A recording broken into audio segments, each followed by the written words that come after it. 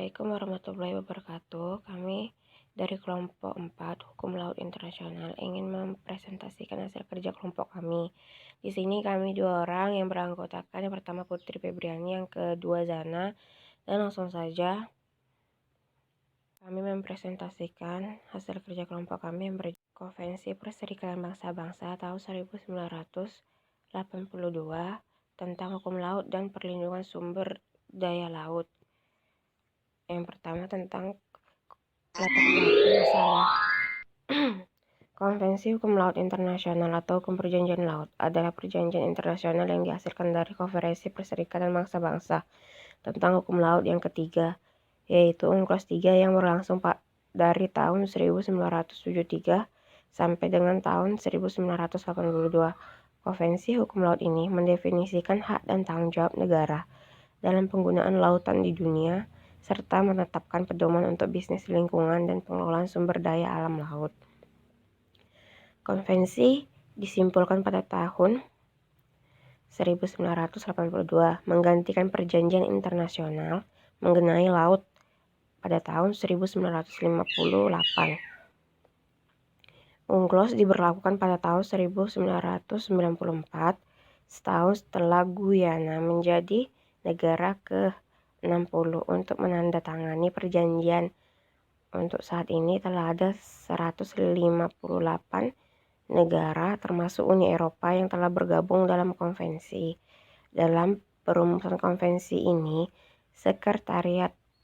Sekretaris Jenderal Perserikatan Bangsa-Bangsa menerima instrumen ratifikasi atau aksesi, sedangkan Perserikatan Bangsa-Bangsa menyediakan dukungan untuk pertemuan negara. Konvensi PBB tidak memiliki peran operasional langsung dalam pelaksanaan konvensi. Peran PBB hanyalah melalui organisasi-organisasi dunia yang menangani masalah-masalah maritim dan kelautan seperti Organisasi Maritim Indonesia Internasional. Sebagai tindak lanjut atas ratifikasi UNCLOS tersebut, kini Indonesia sejak tahun 2014 telah memiliki payung undang-undang untuk menekan wilayah laut Indonesia yang diatur dalam Undang-Undang Nomor 32 Tahun 2014 tentang Kelautan yang disahkan pada tanggal 17 Oktober 2014 dan dicantumkan dalam Lembar Negara Republik Indonesia tahun 2014 Nomor 294 dan tambahan Lembar Negara Republik Indonesia Nomor 5603. Assalamualaikum warahmatullahi wabarakatuh. Baiklah, saya akan melanjutkan penjelasan dari saudari Zana. Konvensi ini mengatur tentang segala aspek kegiatan di laut seperti misalnya delitasi, hak lintas, pencemaran terhadap lingkungan laut, riset ilmiah kelautan, kegiatan ekonomi, perdagangan, ahli teknologi, penyelesaian sengketa tentang masalah-masalah kelautan. Sesuai dengan ketentuan pasal 308, konvensi ini mulai berlaku pada tanggal 16 November 1944, yaitu 12 bulan setelah diterima revisi ke-60. Adapun konvensi PBB ini tentang hukum laut melahirkan 8 zonasi peraturan hukum laut. Yang pertama, perairan kedalaman. Yang kedua, perairan kepulauan. Yang ketiga, laut teritorial. Yang keempat, zona tambahan. Yang kelima, zona ekonomi eksklusif. Yang keenam, landasan kontinen. Yang ketujuh, laut lepas. Yang kedelapan, kawasan dasar laut internasional.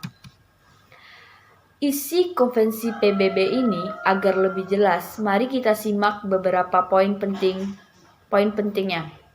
Yang pertama, negara pesisir atau negara yang memiliki pantai menjalankan dan menetapkan kedaulatan laut teritorial tidak boleh melebihi 12 mil.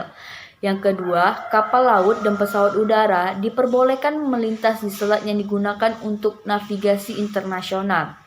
Yang ketiga, negara kepulauan memiliki kedaulatan sendiri atas wilayah laut, ditentukan oleh garis lurus yang ditarik di titik luar pulau. Negara dapat menentukan jalur laut dan rute udara yang bisa dilintasi negara asing. Yang keempat, negara memiliki perbatasan langsung dengan laut, bisa menetapkan Z atau zona ekonomi eksklusif sejauh 200 mil. Yang kelima, negara asing memiliki kebebasan navigasi dan penerbangan di wilayah Z, termasuk pemasangan kabel dan pipa di bawah laut. Yang keenam, negara tidak memiliki pantai, mendapat hak untuk mengakses laut dan melakukan transit melalui negara transit.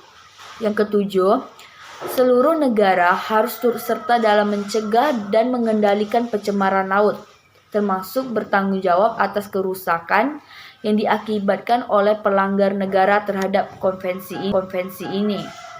Yang kedelapan, penelitian ilmiah di kelautan atau Z dan landasan kontinen haruslah tunduk pada negara pesisir. Jika penelitian ini dilakukan tujuan perdamaian atau lainnya, maka harus meminta persetujuan dari negara lain yang bergabung dalam konvensi ini. Yang ke-9, permasalahan yang ada hendaklah diselesaikan dengan cara damai. Yang ke-10, untuk sengketa bisa diajukan ke pengadilan internasional atau pihak lainnya yang terkait dengan konvensi ini. Kesimpulan dari pembahasan ini adalah didorong dari keinginan untuk menyelesaikan dan semangat saling pengertian dan kerjasama semua masalah yang bertalian dengan hukum laut, dan menyadari bahwa historis konvensi ini sebagai suatu sumbangan penting terhadap pemeliharaan perdamaian, keadilan, dan kemajuan bagi segenap rakyat di dunia ini.